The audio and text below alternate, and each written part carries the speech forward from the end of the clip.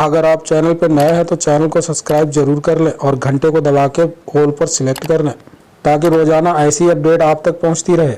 आज हम बात करते हैं श्री कृष्ण की मृत्यु के बाद क्या हुआ उनकी पत्नियों के साथ। महाभारत युद्ध के बाद यादवों का प्रभाव काफी बढ़ता जा रहा था। समय बीतने के साथ साथ गांधारी के श्राप का असर दिखना आरंभ हो गया था। यदुवंशी आपस में ही संघर्ष करने लगे थे। एक दिन सभी यदुवंशियों ने सागर तट वर्तमान सोमनाथ मंदिर के पास आपसी विवाद के कारण भयानक युद्ध छिड़ गया। कुछ ही समय में सभी यदुवंशी काल में समा गए।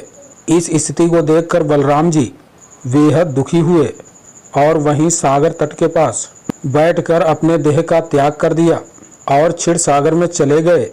बलराम जी के देह त्यागने के बाद भगवान कृष्ण ने अपनी सारथी से कहा, अब मेरे भी जाने का समय आ गया है, इसलिए मैं योग में लीन होने जा रहा हूँ।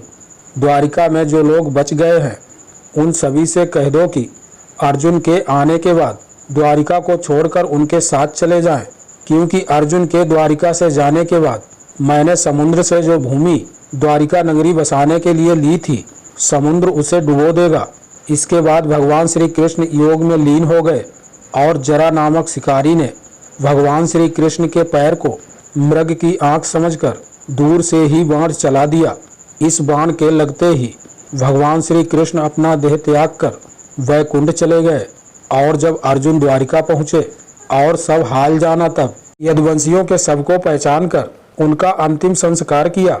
अर्जुन ने श्री कृष्ण की पत्नियों को उनके मृत्यु के विषय में कुछ भी नहीं बताया था। वह भगवान की पत्नियों सहित उनकी संतानों और द्वारिका में जीवित मनुष्य को लेकर बड़ी ही सावधानी से इंद्रप्रस्थ के लिए निकल पड़े। उनके साथ द्वारिका की अपार धन संपदा भी थी।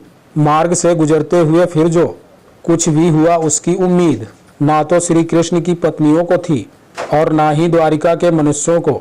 रास्ते में अभी वर्ग के लोग तो उसके सभी अस्त्र असफल रहे।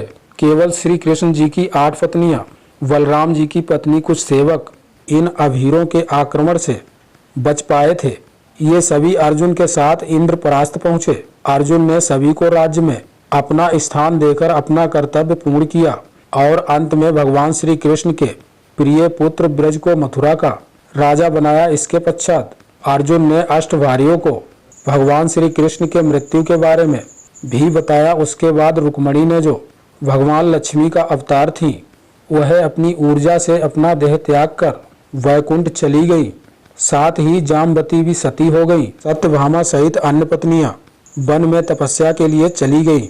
यह सभी केवल फल और पत्तों के आहार पर जीवित रहकर भगवान श्री हरि की आराधना करती रहीं और समय आने पर भगवान श्री हरि में ही विलीन हो गई।